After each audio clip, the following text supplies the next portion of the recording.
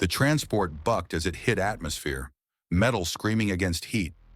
Private Elias Korr gripped the straps that crossed his chest, knuckles pale against the dim red light. The others were silent. Only the groan of the hull and the shallow rhythm of recycled air filled the cabin. Someone coughed. Someone else whispered a prayer to a god no one remembered. Outside, the planet known as Varine 9 waited, gray, dust-choked, and nameless in any map that mattered. It was one more scar on the arm of a dying galaxy. The briefing had been simple. Secure the relay. Hold until relieved. They'd all heard it 100 times. No one ever came to relieve them. The sergeant's voice cut through the static in his helmet. 2 minutes. Check seals. Check charge. And remember your training. This rock eats men who forget. Elias's visor flickered alive, washing the inside of his helmet with blue data. Heart rate, oxygen, ammo, proximity alerts. All green for now. Beneath the armor's hum, his heartbeat felt foreign, mechanical. He wondered when he'd stopped feeling human. The dropship slammed into the ground with a metallic roar. Dust geysered past the viewports. The ramp hissed open, and the world came alive in shades of death. The air on Varine 9 was thin and poisonous. The suits filtered it, but the taste of metal still crept in. Ash fell like snow, coating the black rocks and twisted wrecks of machines that had died long before they landed. Shapes moved through the fog, shadows that weren't human. The Karn, the enemy that had burned through 7 systems like locusts. Their forms were jagged, semi-organic, shifting in ways that defied the eye. It was said they weren't born but grown, their flesh welded to armor, their thoughts linked through static and rage. Elias hit the ground running, pulse rifle up. The squad fanned out behind shattered terrain. Pulse fire cut through the mist in blue arcs, lighting the corpses of both species like ghosts frozen mid-scream. He ducked behind a ridge of broken stone, breath sharp and uneven.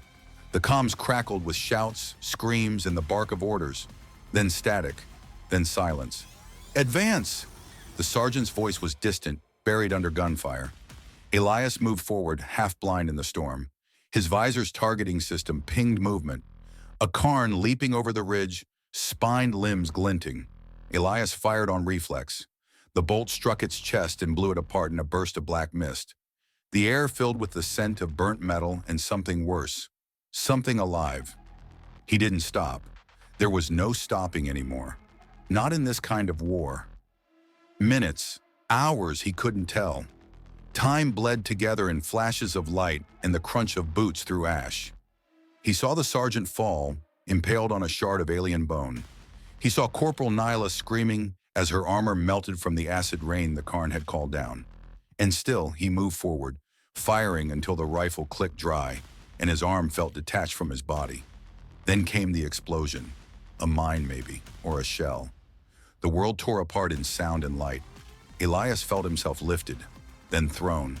The horizon spun. When he hit the ground, something in his legs snapped. Pain surged through him like electricity. He tried to move, but his body didn't answer. The visor flickered. The world dimmed to black and gray. Around him, the battle still raged, muffled, distant, fading like a memory. Shadows moved past his broken form, the flashes of plasma and shrieks of the dying mixing into something almost like music. He touched his side and felt warmth. Blood, thick and heavy inside the armor's seams. The automeds hissed, trying to close the wound, but it was too deep. The HUD blinked red across his vision. Critical damage. Circulation failure imminent. He lay back and let the dust fall over him. The noise faded by degrees. First the battle, then the wind, then everything. Elias opened his eyes to a sky the color of rust. The clouds hung low, unmoving. He could see the wreck of the transport in the distance, half buried in slag. Smoke rose in thin, broken lines. He thought of home, but the image wouldn't come. Earth, if it still existed, was only a word now. He remembered sunlight on glass once, a child's laugh and the sound of rain on a roof. Or maybe he had dreamed it. The comms were dead. No voices, no rescue. Just the occasional flicker of static that could have been the universe itself whispering nonsense. A Karn stumbled nearby, limping, its armor shattered.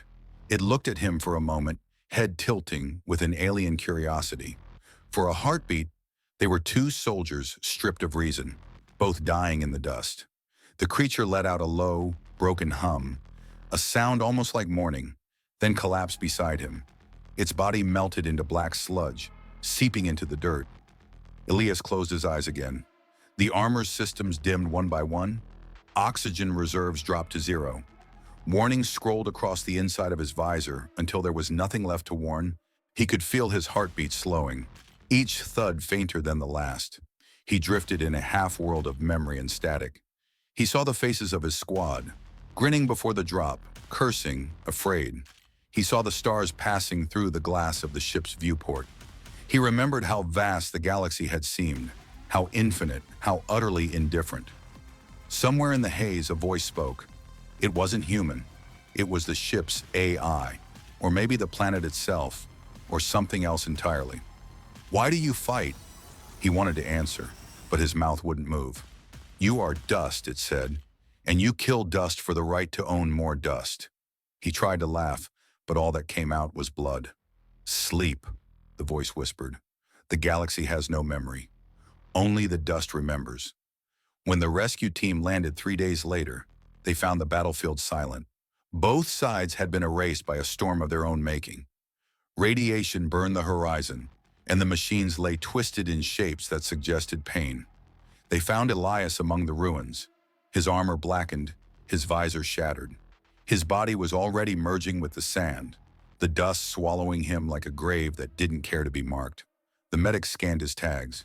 Private Elias Korr, 9th Division, she said softly. Another lost soul in the void. The captain nodded. Bag him, then mark the coordinates. But sir, the medic hesitated. There's no one left to send the report to. Command fell last week. The captain stared at the horizon, at the clouds still glowing faintly from old fire. Then let the planet keep him, he said. It seems it already has. They left the body there, under a gray sky that never saw stars. Centuries later, when the war was nothing but a myth and Vereen 9 had turned cold and silent again, something stirred beneath its dunes. A hand of rusted alloy broke through the surface. Fingers once human, now fused with machine, reached for the sky. A flicker of blue light pulsed behind a cracked visor. And then, as if remembering what it had been, the thing that was once Elias Korr fell still again, sinking slowly back beneath the dust. Only the wind remained, whispering across the wasteland, carrying the faint echo of a war no one remembered. Elias cannot rest until you hit those like and subscribe buttons. Please, if you would leave a comment letting me know if you want to see more stories like this one, it will help me decide what direction to take the channel. I hope you enjoyed.